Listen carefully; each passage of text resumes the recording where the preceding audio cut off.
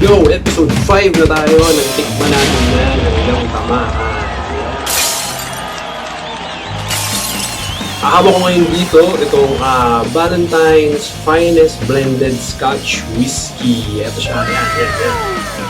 Ballantine's. Pinadala lang sa akin to galing ng ibang bansa. Wow. Ito. Sayang nga kasi kanina may tape to na yung kulay red, parang packaging. Tapos nagdikit-dikit mo sa takip. Sayang. Hindi ko alam, nakabalot siya. Buti na lang yung sticker, hindi nasira. Para pa-present ko pa rin sa inyo kung yung itsura ng bote natin. Ganun niya. Medyo pang social siya tignan, di ba? Yan episode 5. Episode 5 na tayo na tikman natin yan ng Galtama. So yung mga nanonood dyan, kung saniban man kayo ng mga mababait na espiritu, kontakin nyo lang ako kung may gusto kayong ibigay sa akin na inumin para ma-vlog natin. Diba? Galing ha? Win-win. Nalibig nyo na ako ng vlog pa natin yung bigayan lang. Ano ka Medyo nasisira, ibang style yung gagawin natin today. Kung dati, inaabot tayo ng 40 minutes na umiinom lang ako, tapos pinanonood nyo ako, iibahin natin. Iniisip ko kasi dyan, baka mamaya tumutulo na yung laway nyo dyan, nanonood lang sa akin, mag-isa ako dito umiinom. Lagyan natin ngayon ng konting twist. So, konting background muna tayo dito sa Ballantine's. Noong 1827, nung nakapag-decide si George Ballantyne na wag na sumunod sa yapak ng airpad niya na pagpa-farm. Instead, nag-open si parang George natin ng small grocery sa Edinburgh. Mabasa ba? Naging successful yung store ng tropa natin. At noong 1865, hinayaan niya yung anak niyang lalaki ang mag-control naman doon sa business nila. Kasi nag-open siya ng mas malaking store sa Glasgow. Dito sa store na to, mas nag-focus siya sa mga wine tsaka sa mga spirit trades. Common kasi sa kanila yung ganito sa kanilang mga Scottish whiskey merchants. And then, itong si tropa natin, gumawa ng sariling house blends. At pinangalanan niya itong George Ballantyne and Son. Son na anak yung araw. Nagmarunong pa ako. Patuloy na nagtago yung business nila hanggang sa mag-retire si parang George natin noong 1881. And 1891 naman, nung mamaalam siya sa mundo. 1919 naman, binenta ng anak nila yung business nila sa Barclay and McKinley. Lumawak yung market, kaso binenta din ulit ito sa Canadian Distilling Company, Hiram Walker Gooderham and Works in 1937. Puro bentahan na, iba talaga trip ng mga mayayaman.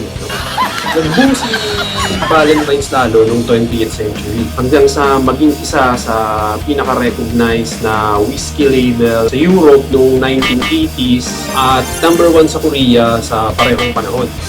Wow, 2005, nabili yung company na Pernod Ricard, isang French spirits company. At hanggang sa panahon na to, naging competitive brand itong hawak natin na to. The second most popular blended Scotch whiskey in worldwide sales behind Johnnie Walker.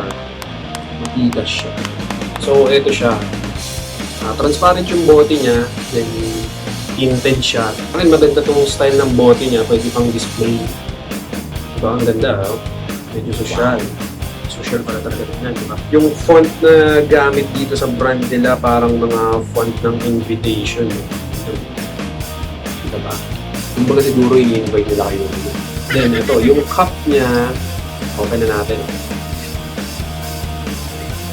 Pilipinas, game ka na ba? Yung cup niya may screw. Ayan. So meaning maganda yung pagkakasil. Lalong mas maganda pagkakasil nito kasi kanina nakamask. Naka-duct tape yung akin yung pinadali. Then go, tikman natin siya. Para mahusgahan din natin yung lasa. Sana natin para sa 5th episode natin tikman natin yung mga The Ballantine's.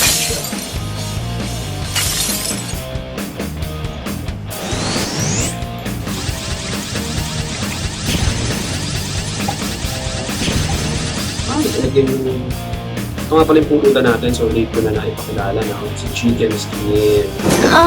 Sarap!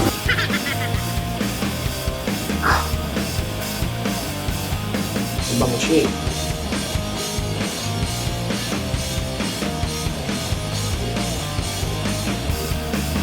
Kaamoy siya ng black label. Oh, yun pa lang. Cheers tayo guys. Yung yelo-yelo muna sa umpisa kasi para malasahan natin siya. Yes.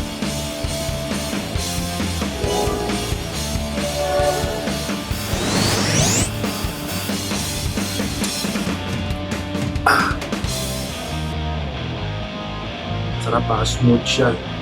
Wow. Hindi siya nakakasunod din. Mainit siya, pero whiskey.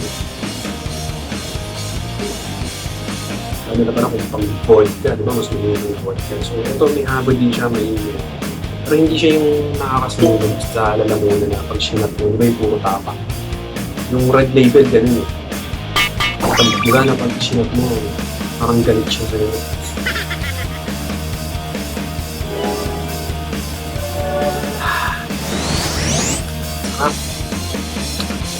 May lasa siyang yung vanilla na may parang brown sugar. Parang yun yung nagpapatamis. Ganun yung lasa niya. Parang vanilla na yung brown sugar na. Yung parang sunog. Parang sinunog na brown sugar. Sa ganun, tas parang may taste ng vanilla. Tapos habang nawawala yung papawala na yung lasa. Habang tumatagal, ito yung lasa mo na yung whiskey. Yung lasa ng whiskey na naiiwan sa bibig mo, yung lasang kahoy, yung parang kahoy na nasusunog or something. Kasi yung ganung lasa, parang kahoy na sunog, peat smoke yung tawag nila dun. Basta yung ganun. Yun yung naiiwan na aftertaste niya. Masarap siya.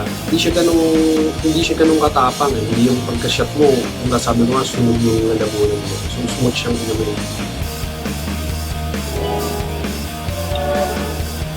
Kung mahilig talaga kayo sa whiskey, panalo nga ito para sa inyo. Masarap siya. Okay, so game naman tayo sa pagbibigay natin ng rate kay Valentine's natin. Halos same siya eh. Halos. Medyo same sa lasa ng American Bourbon.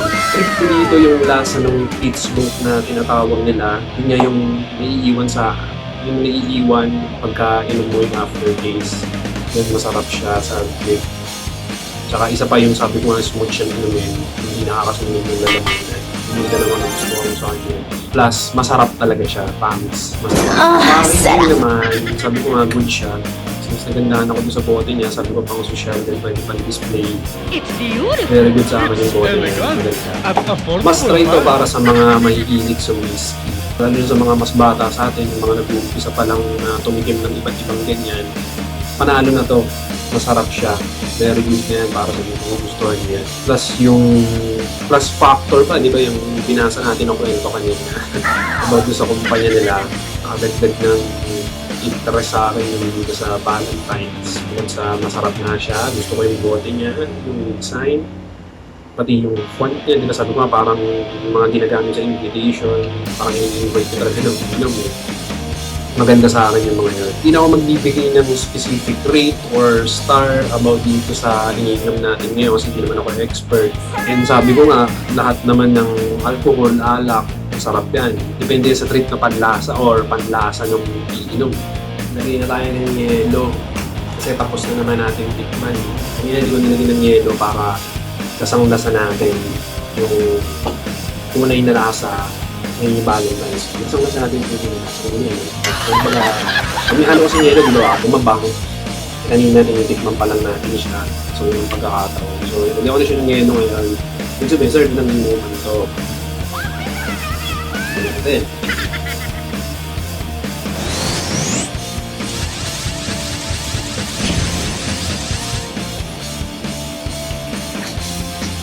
One liter pala siya eh. 40% yung volume ng alcohol niya. Mamatay ako nun. Ano ng whiskey ito. Sabagay, lahat naman sinabi ko lahat. Sarap.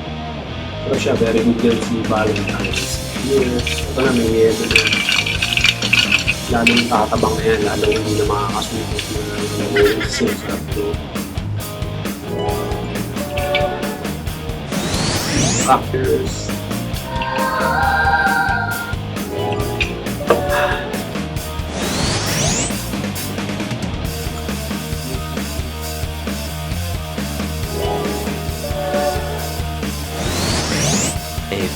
moments later.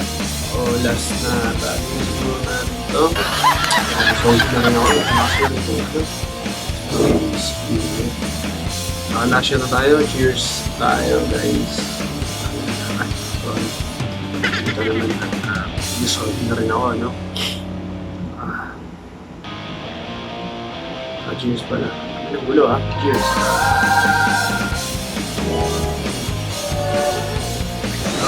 Sana nagustuhan niyo yung revamp episode ko nitong tikman natin yung unang tamatan. Pumilitan lang siguro, no? Laging tandaan ang inuman hindi palakasan, oras to ng banding, pagre-relax at tamang pagtutuhan. Ang alak nilalagay dyan at hindi ginagamit ang palakas ng loob sa paggawa ng mga galuhan. Pag puro angas at naging responsable na uminom. Cheers tayo. Last tagay para sa 5th episode natin. Itong Valentine's blended Scotch whiskey. So, slow muna tayo. Cheers, guys. Masarap, promise.